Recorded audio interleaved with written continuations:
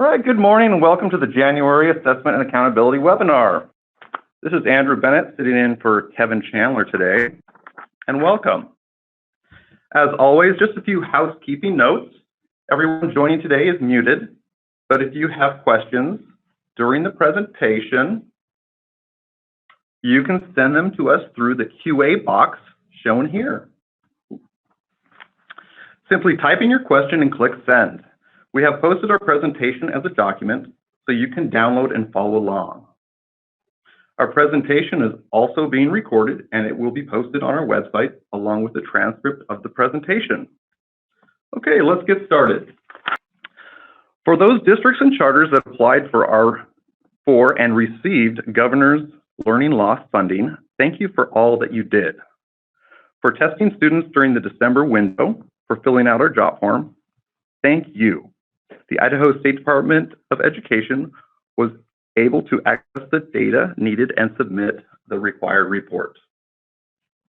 And with that update, I'll pause for some questions. We currently have no questions, so go right ahead. All right, with that, I will turn it over to Ayaka with an update for accountability. Hi everyone, this is Ayaka. This is just an announcement that the report card has been updated to reflect the latest assessment data. Please check it out when you get a chance and let us know if you have any questions. And thank you for participating in the graduation rate appeals window. Please complete the anonymous 5-minute graduation rate survey at the URL displayed above. We will use the results to improve the training, guidance, and business rules for the 21-22 school year. Your feedback will be very important and we appreciate your time. Any questions? I don't see any questions for you yet, Ayaka, but I'll let you know if any arrive. Thank you. And I'm going to turn it over to Paul. Good morning, Idaho LEA staff and otherwise did parties. As schools come back from break, they are beginning to prepare for the NAEP assessment. The first task coming back is preparing new student lists. Schools were asked to pull information from their school information system to upload to mynaep.com. These lists of students should be much better than the lists I submitted because for the November e-filing, I only have one data set and that is the first IC upload in October. Most schools go through some student changes from that date. Schools can find instructions on how to do this at mynaep.com. Click on Prepare for Assessment, and then click on Update Student Lists. The NAEP assessment window is being extended this year to account for COVID cancellations, weather problems, and general flu season. The window is now January 24th to March 18. The final 2 weeks will be reserved for makeup testing dates. And I'm going to pause just for a minute for any questions. This is the NAEP busy time if you have any. Well, as of yet, we have no questions. Wait, there is a question that's just arrived. Have the admin at schools been notified of the tasks requested for NAEP? Oh, good question. Yes, all of the school coordinators, so it could be a teacher, counselor, principal, whoever's working with NAEP is working directly with the field staff on this process. And lots of communication is happening and schools are doing a great job right now. All right, good morning and Happy New Year. This is Andrew Bennett, your English Language Proficiency Assessment Coordinator at the department, here to electrify your excitement around the impending Access for ELS test window, which opens at the end of this month. Within the WIDA assessment management system, generic Access for ELS test sessions are now available for district test coordinators and test administrators to view. District and school test coordinators can add additional students to test sessions, print session test tickets, and add or modify EL accommodations. It is important to take note that any newly enrolled student to the district identified as EL after the state's WIDA AMS pre-ID file upload, which happened on November 20th of 2021, will need to be manually entered into the system prior to commencing Access for ELS. In addition to manually enrolling the student into WIDA AMS, additional Access for ELS test materials may be needed and ordered.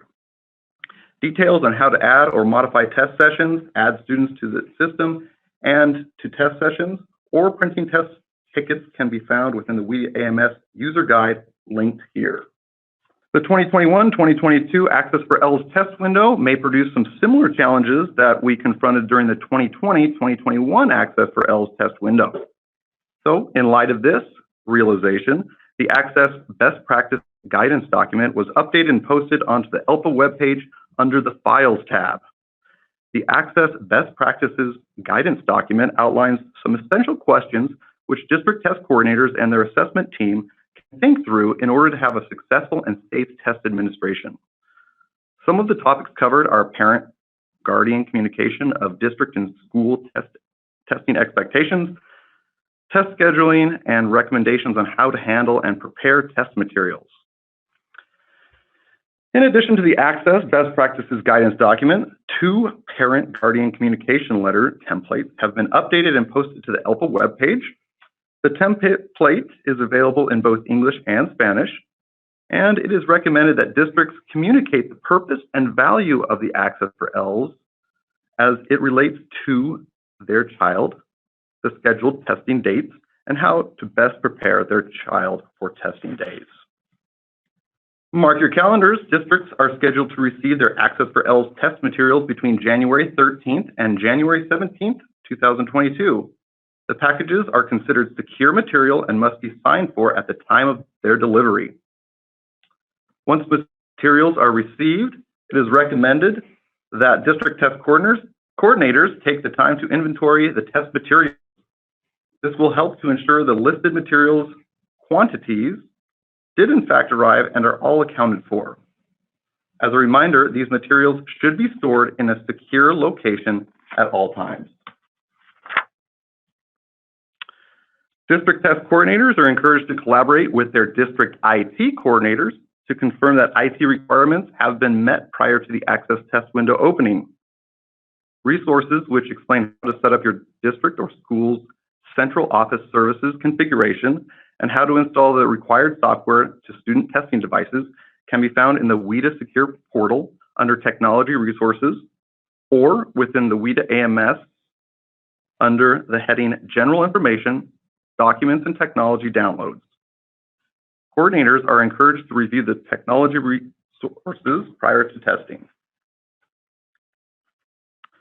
When a test incident is detected during a test session and is escalated to the district test coordinator, the district test coordinator must assist the test administrator to contain the incident as necessary. In addition, the district test coordinator has the responsibility to report the incident within the SDE's test incident log for a further review. For more information on test incident management, districts may reference the Assessment Integrity Guide. The test incident log may be accessed by selecting the ELPA Test Incident Log tile posted on the ELPA webpage or by logging into the IC web application.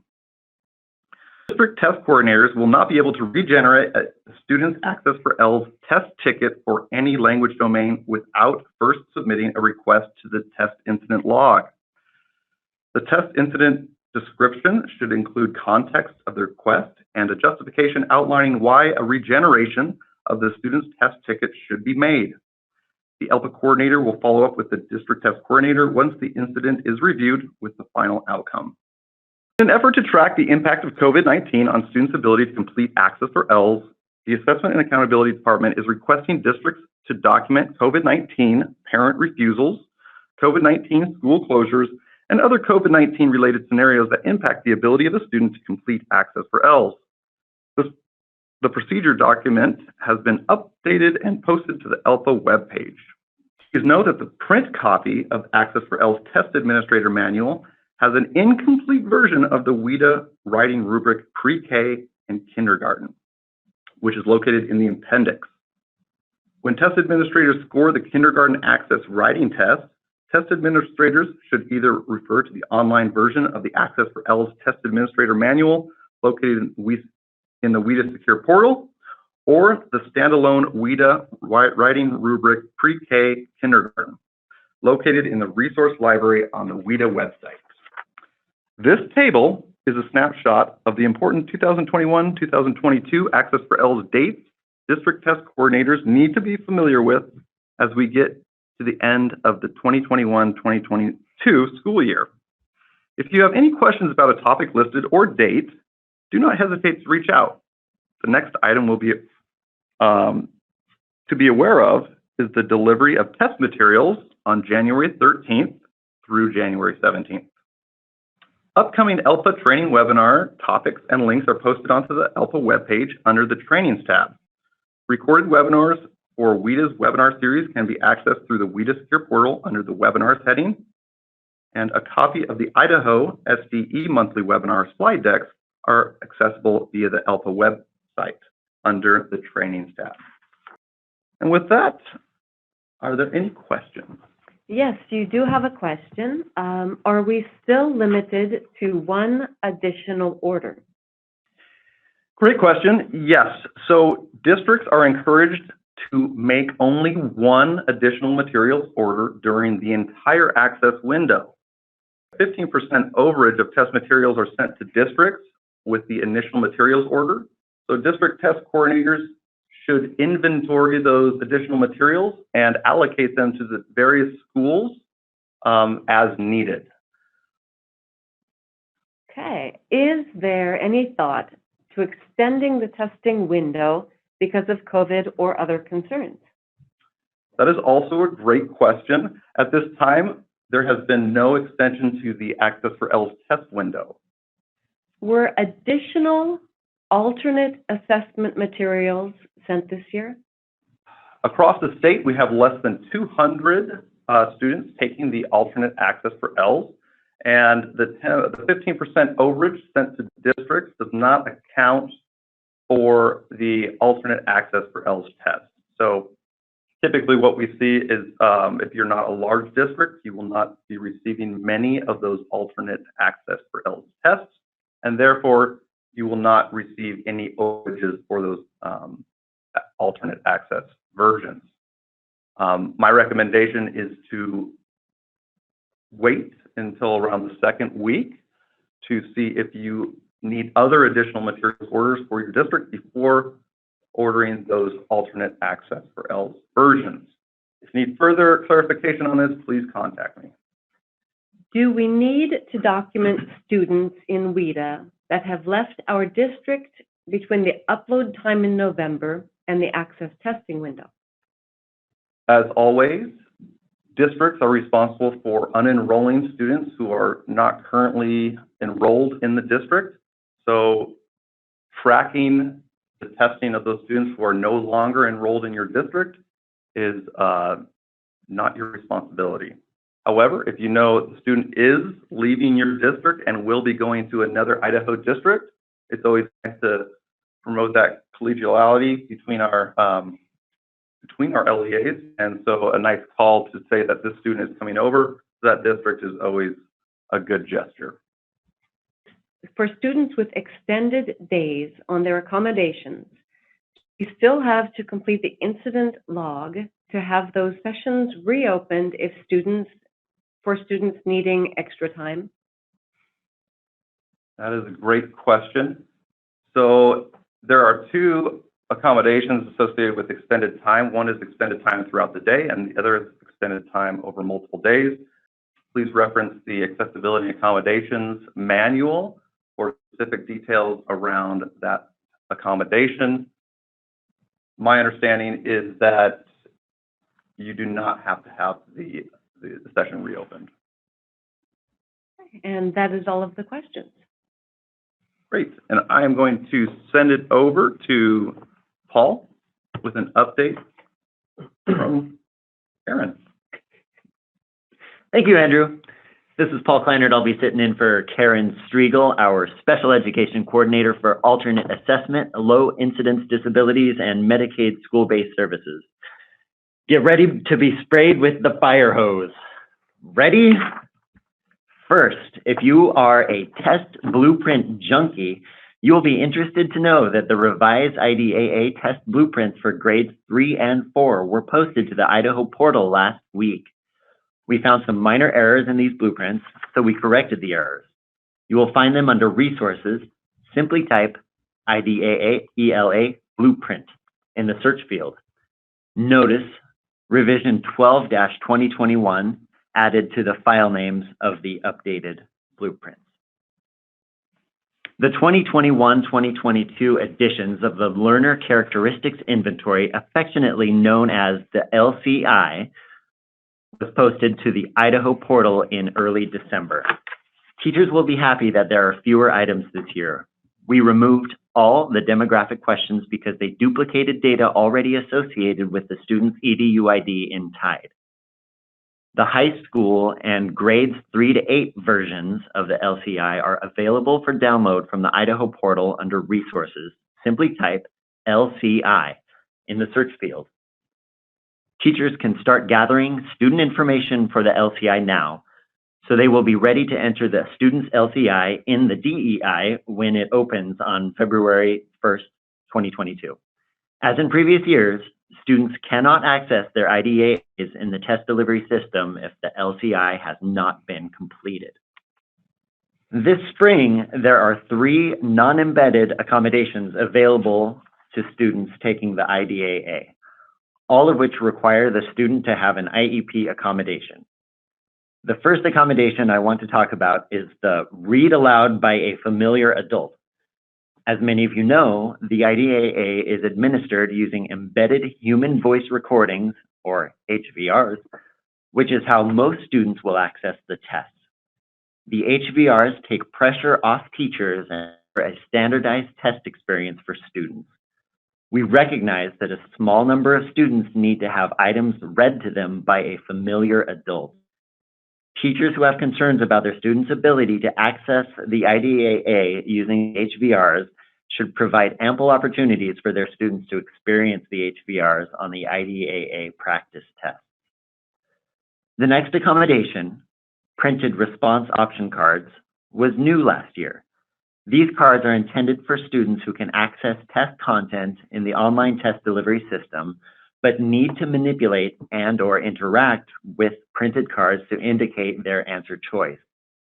I'm talking about students who would use an alternate or augmentative communication system, such as a picture exchange communication system, communication device, or eye gaze board to communicate. Printed response option cards are ordered using the paper materials order form, which will be available in the next few weeks. Dr. Striegel will review all orders for printed response option cards to confirm the student has the appropriate IEP accommodation before the materials will be shipped. Paper test forms are new this year. They are intended for use for a very small number of students who cannot access the IDAA in the test delivery system, mainly students with seizure disorders or other conditions that prevent them from interacting with the computer. I will review all orders for IDAA paper test forms to confirm the student has the appropriate IEP accommodation before the materials will be shipped. Printed response option cards and paper test forms are ordered as separate items. It is time to switch gears and say a little bit about the role district and school test coordinators play in the administration of the IDAA. In the past, the IDAA was so different from the ISAT that you probably did not do much with it. Now, you have a huge role to play in the IDAA because the ISAT and IDAA have more in common than they have differences. In other words, you know more about the IDAA than you think you do. Both assessments have the same processes and procedures.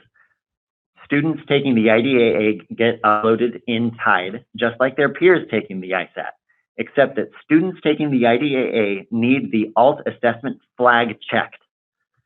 Teachers administering the IDAA take the same TA certification course, use the same data entry interface, and TA interface in the same way. The IDAA is administered in the same online test delivery system, Differences between the ISAT and IDAA are mostly related to the actual assessment. I already talked about the LCI. Items on the IDAA look very different from items on the ISAT. Finally, as I explained on the last slide, there are only 3 accommodations for the IDAA when there are a bunch of accommodations for the ISAT.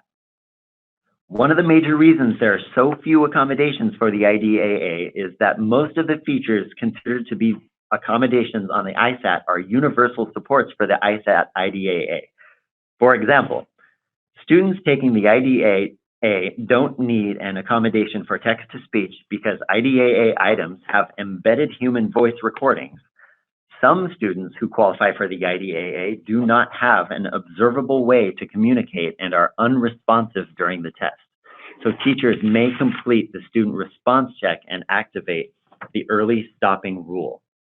Don't worry about the SRC and the ESR for now. So if you are a district or school test coordinator, please, please, please don't automatically assume that you don't know how to support teachers administering the IDAA. You can answer most IDAA questions because of all the similarities between ISAT and IDAA. Plus, teachers are likely to get a quicker answer if they can walk down the hall and talk to you than if they have to wait for an email reply from Dr. Striegel. Please be sure to communicate relevant information contained in assessment and accountability newsletters and webinars with teachers administering the IDAA. Please be sure to include students taking the IDAA in your TIDE uploads and don't forget the alt assessment flag. Finally, please, please, please include teachers who administer the IDAA in all your training for teachers who administer the ISAT. There are 4 IDAA-specific training videos posted on the SPED and IDAA webpage from last year that cover information related to how to administer the IDAA. IDAA accessibility features, completing the LCI, and the SRC and ESR. You will find them under the Training tab. Dr. Striegel will be updating them for the spring 2022 test administration soon. Finally, these are the 2 most common issues with the IDAA that are not very easy to fix. The first issue is that the learner characteristic inventory does not appear when the teacher logs into the data entry interface with the student's EDU ID. The problem is that alt assessment flag was not checked in TIDE. Easy fix. Log into TIDE and check your alt assessment flag. Remember, the special education flag must also be checked. The second issue happens when IDAA test cards don't appear as expected when the qualifying student logs into the test delivery system. This means that the teacher has not completed the learner characteristics inventory in the data entry interface. This is the most important information to share with your teachers who will administer the IDAA. Now, wipe the water from the fire hose off your face and take a deep breath. Dr. Striegel is here to support you. I may sound like I know what I'm talking about, but really, if you have questions, this is the time to make sure and email Dr. Karen Striegel. Actually, we have several questions. Yeah. And I will be forwarding these directly to Dr. Striegel for response. Yeah, we have 4 different questions. And I guess the one question that perhaps one of you could answer, are the alt grade levels the same as the regular ISAT? Yes, I believe they are. Other than that, these are questions directly for Dr. Striegel, and I'll Yep. make sure she gets them, and they will be posted in our Q&A on our website. Okay, I'm going to throw it back to you, Ms. Ayaka. Hey, thank you. Yeah, this is for Mr. Chandler, but he's not here today. So hi, everyone. This is Ayaka again, sitting in for Kevin Chandler with a quick update for ISAT. The ELA Math and Science Interim Testing window is open now until February 25th, 2022. Lots of resources to support interim assessment administration are posted on the Idaho portal, so be sure to check them out. And actually, that's all I had. With that, are there any ISAT questions? We don't have any questions yet, Ayaka, but I'll let you know if they come in. Okay, that's great. And for IRI, I'm also here for Kevin Chandler. And for IRI update, we have to let you know that Maureen Fry Run is no longer with SDE. While we seek to backfill her position, if you have any questions about the IRI, please reach out to Kevin Chandler. He'll be happy to help. And please email or call Kevin Chandler if you have any questions. Okay, so we have a question about ISATs, and it may be something for Chandler, maybe not. If teachers proctor their classes ISATs, do they need to complete a test incident form like they did last year? And this relates to the summative, not the interim. I would need to follow up with Chandler about this. I know for ISA in the past, the teachers will not be able to proctor their own class. I don't know. Maybe it was an exception last year, but I'm not exactly sure what guidance has been provided for this year, if any. Okay, well, Dave Harrison just said that Chandler mentioned in the last webinar, classroom teachers will be able to administer ISATs to their own students this year with in-person testing. We haven't seen this written in the assessment newsletter. Will it be written somewhere so we have it documented? Sorry, Michael Nelson says that, yes, it was an exception for last year and we had to complete an incident to do so. I do believe that there is also additional information in the Q&A that was put out right after last month's webinar. Michelle follows up. SDE was going to let us know if teachers were going to be able to administer their own tests. Please let us know and the procedures. Again, if you look at the Q&A from last month, after the webinar, Chandler did respond to all of these questions, and they are available in the Q&A from last month, and they will be again in the Q&A from this month. So, is there a way to view interim questions and answers after the test window closes? I believe that's going to be a Chandler question again, and as always, when we post the webinar to the SDE website, we will make sure that all of these questions are answered and included. Not everyone is on the call. How do we see decisions beyond the Q&A? If you have questions beyond the Q&A, your best resource is to call or email.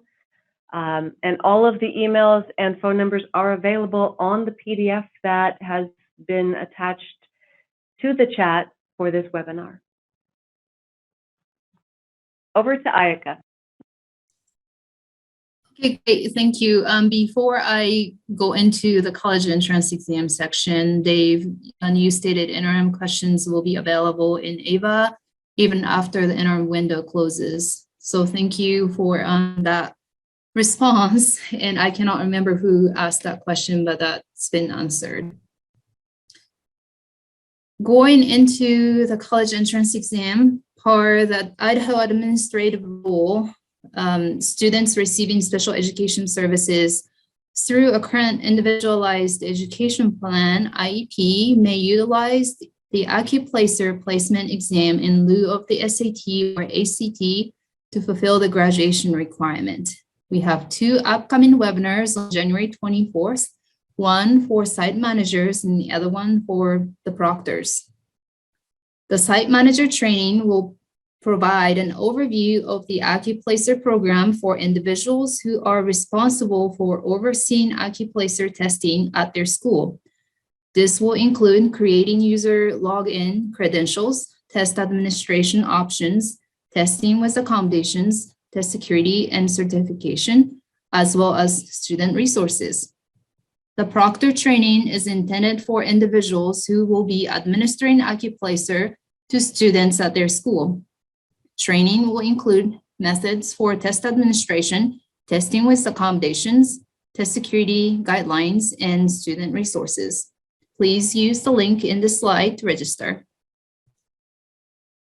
In January, college entrance exam newsletter was released earlier this month. Here are some key points from the newsletter. Bulk registration for the April SAT school day is due on January 19th. Please make sure your bulk registration coordinator submits the bulk reg file in a timely manner. Unlike PISA, you can only order testing materials through bulk registration. And also, accommodations request for the April SAT school day is due on February 22nd. Please make sure your SSD coordinator submits the accommodations request in a timely manner. Unlike ISA, College Board needs to review and approve the accommodations prior to testing. Do you have any questions? In order for a student to take the AccuPlacer, does that need to be in their IEP? Yes, that's correct. The decision has to be discussed and made by the IEP team prior to testing, and that needs to be written on his or her IEP. What would be the purpose of taking the AccuPlacer instead of the SAT for students with disabilities?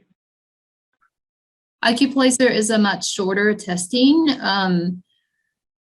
It's really up to an IEP team to decide, and the materials are available on our website to support and guide the decision if you are interested. Okay, that's all the questions we have for now. Thank you. All right, thank you everyone for attending. While we're waiting for any last minute questions, let me go ahead and let you know that our next webinar will be at 10 a.m. Mountain Time on Wednesday, February 9th, 2022. You can find links to register for this webinar or to review past webinars on the Assessment and Accountability's redesigned homepage under the Connect with Us heading. I have one more question. Sorry, Andrew. If a student goes to college, would the AccuPlacer be accepted instead of the SAT? So AccuPlacer is a placement exam versus SAT is an entrance exam. So I don't think universities and colleges would use AccuPlacer in lieu of SAT for the purpose of entrance criteria. But a student has in the past has asked AccuPlacer score for placement purposes. Thank you. All right, with that, do you have our participants out in the ether? Do you have any final questions before we wrap up? We'll stay on a bit longer in case you do. We will include the questions and answers with the video that we post. Watch for the video, a PDF of the PowerPoint, and the questions and answers later this week. We need time to make the documents accessible. Does the video and Q&A only go out to those registered? The video and Q&A are posted on the SDE website under the Assessment and Accountability tab. I'm sorry if this has been answered. I understand teachers are going to be allowed to proctor their own students on the ISAT. Will we have to enter teacher names into the test incident log as we did last year? Yeah, that is a great question. We're going to follow up with Chandler once he's back in the office on that one, and we will have an update for you on that, and it will be posted to the Assessment and Accountability webpage. I don't see any other questions at this time. Thank you for joining us, and have a wonderful day.